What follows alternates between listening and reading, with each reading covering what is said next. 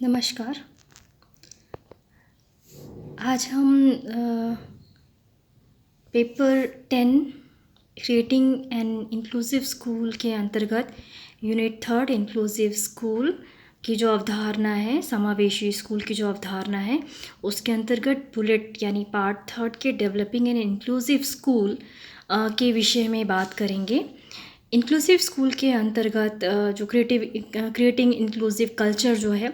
उसके तहत आज हम रोल ऑफ टीचर या टीचर्स का एटीट्यूड इन इंक्लूसिव क्लासरूम, उसके विषय में बात करेंगे। Role of family inclusion, role of community for inclusion और भी कुछ पॉइंट्स हैं जिन मुद्दों पे हम बात करेंगे। परंतु आज अभी इस समय इस स्लाइड में हम क्रिएटिंग इंक्लूसिव कल्चर के अंतर्गत यानी समावेशी जो कार्यक्रम है आपके, उसके अंतर्गत रोल ऑफ टीचर जो है या टीचर का जो एटीट्यूड है या अध्यापक की जो भूमिका है समावेशी क्लासरूम में, कक्षाओं में, उनके विषय पर हम बात करेंगे। जैसे कि हम सभी जानते हैं कि अध्यापक जो है उसका रोल जो है स्कूल में काफ़ी ज़्यादा महत्वपूर्ण जो एक रोल है वो प्ले करता है।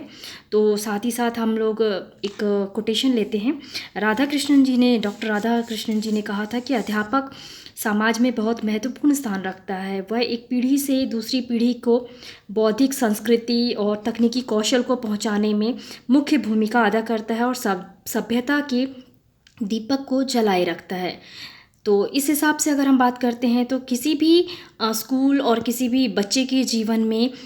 जो शिक्षा और उसकी जो आगे के फ्यूचर को डिसाइड करने के लिए एक टीचर का जो रोल है वो बहुत महत्वपूर्ण हो जाता है। और एक अच्छा जो टीचर है जो अपने सामाजिक व्यवहारिक गुणों के और बाकी दूसरे तरीक़ों से बालकों को या बच्चों को या छात्रों को सक्षम बनाने का जो काम करता है, वही एक सफल टीचर हो के रूप में माना जाता है। और बच्चों को खास करके समावेशी स्कूल की जब अवधारणा की हम बात करते हैं तो बच्चों के समावेशन के लिए भी या उनकी अच्छाई या उनको सफल बनाने के पीछे भी एक टीचर का काफ़ी बड़ा रोल होता है। तो टीचर के व्यवहार के लिए सबसे बड़ी बात तो हमें ये हो जाएगी कि व्यवहार उसका काफ़ी अच्छा होना चाहिए, क्योंकि अगर समावेशी स्कूल है तो उसमें हर तरह के बच्चे रहेंगे, आपके शामिल रहेंगे। तो सबसे अच्छा व्यवहार जो है वो सबसे पहले होना चाहिए। उसके बाद सामाजिक या मतलब देखा जाए तो सामाजिक या किसी भी तरह से जो ऐसे अवांछित बालक हैं जिनका सामाजिक रूप से समायोजन कर पाना बड़ा मुश्किल होता है, तो उनकी व्यवहारिक समस्याओं को एक सूची तैयार करते हुए ये पता लगाना ज़रूरी है कि उनको क्या दिक्कतें हैं, उनको क्या समस्याएं हैं, उनकी परेशानियां कहाँ पर हैं।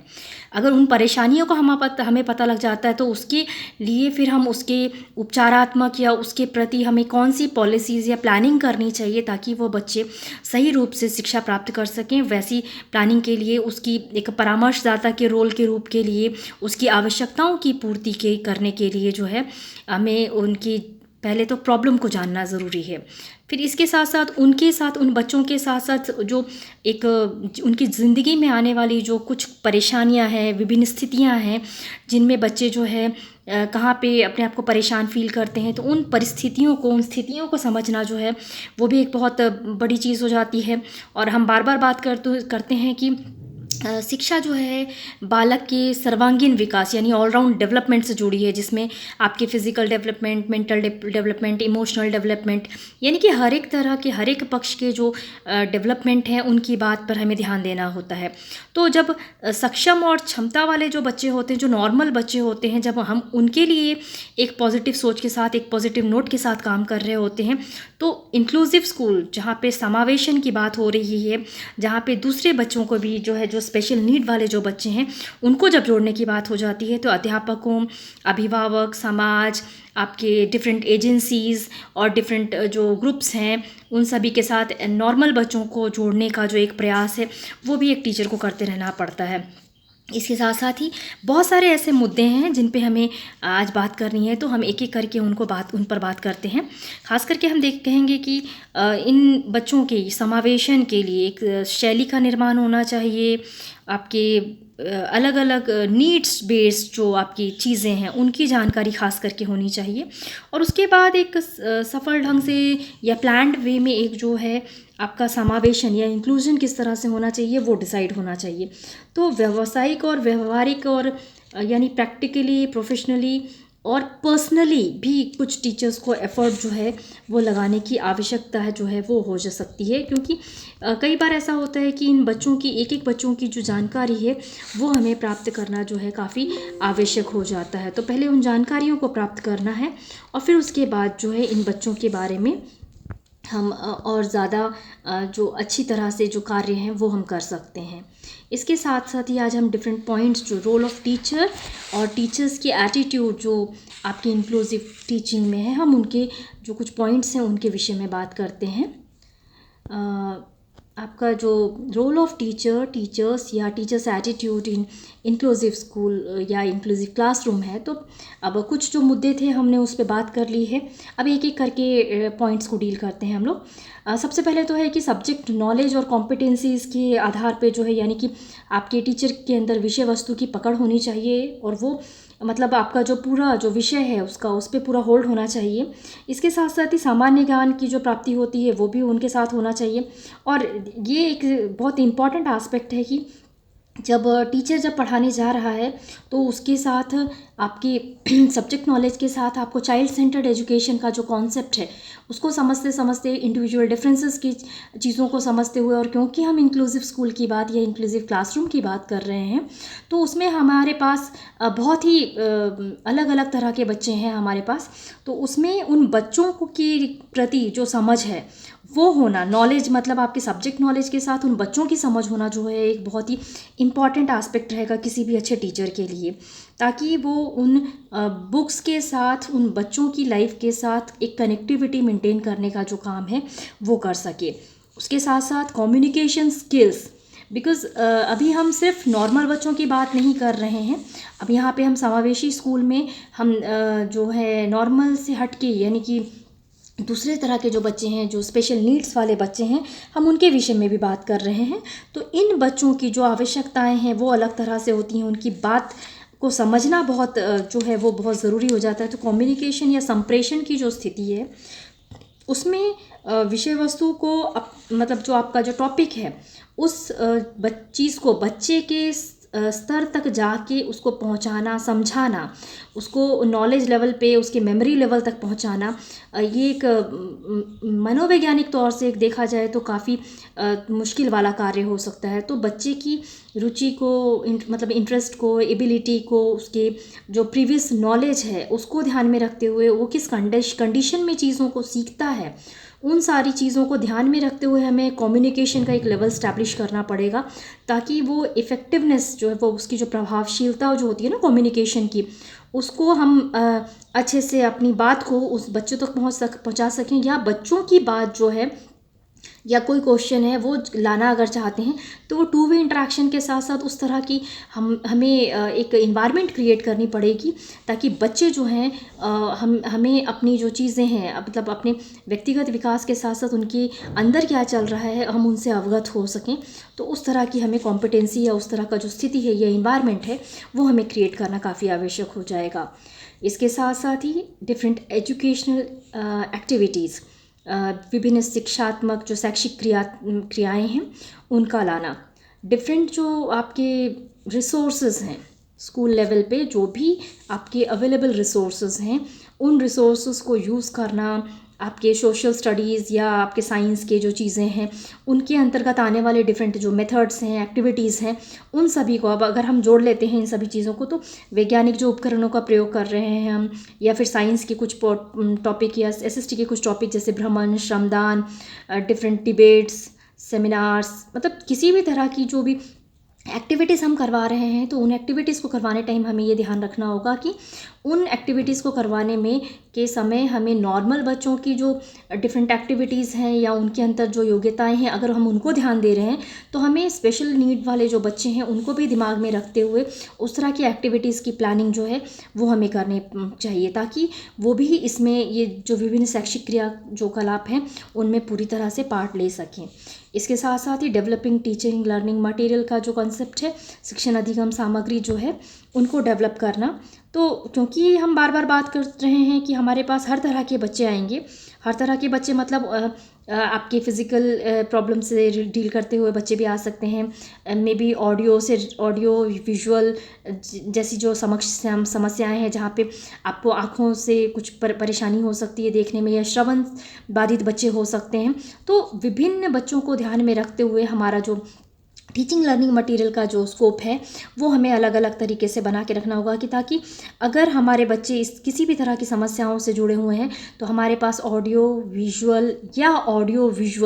या स्मार्ट क्लासेस या इस तरह की जो भी गतिविधियां हैं, उन गतिविधियों से जुड़े हुए जितने भी एक्टिविटीज़ से जुड़े हुए, या उनको अच्छी तरह से जो हम समझा सकें वैज्ञानिक सोच को डेवलप करते हुए भी, और साथ में कुछ खरीदी हुई सामग्री और उसके अलावा जो हम टीचिंग लर्निंग एड खुद बनाते हैं, हर तरह की एक्टिविटीज़ से जुड़ी हुई जो सामग्री है उनको हम इकट्ठा करके रखें, ताकि मतलब हम कोशिश करें कि टीचिंग लर्निंग मटेरियल का यूज़ भी इस तरह से हो जाए कि हर एक बच्चे नॉर्मल के साथ साथ इन समावेशित बच्चों के भी विकास को और उनको समझ में आने में उनको वो हेल्प जो है वो मिल सके।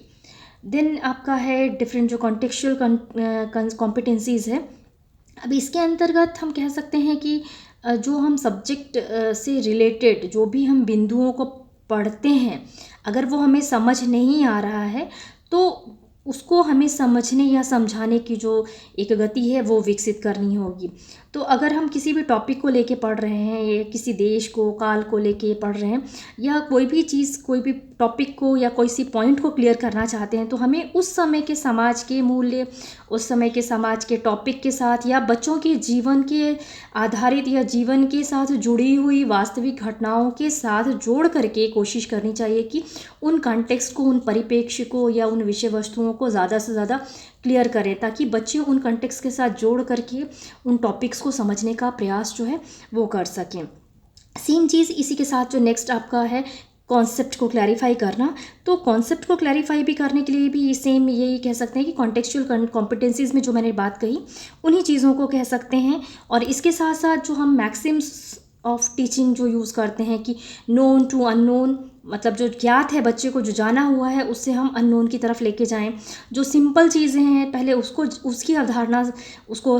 बताएं, और उसके बाद हम कॉम्प्लेक्स जो कठिन चीज़ें हैं उस अवधारणा की तरफ लेके जाएं। कभी कभी हम ऑब्जर्वेशन जो मेथड है या लर्निंग बाय डूइंग का जो मेथड है, हम डिफरेंट संकल्पनाओं या डिफरेंट जो आस्पेक्ट्स हैं, हमें हर एक बच्चे की आवश्यकता को समझते हुए हर एक तरह के जो डिफरेंट आस्पेक्ट हैं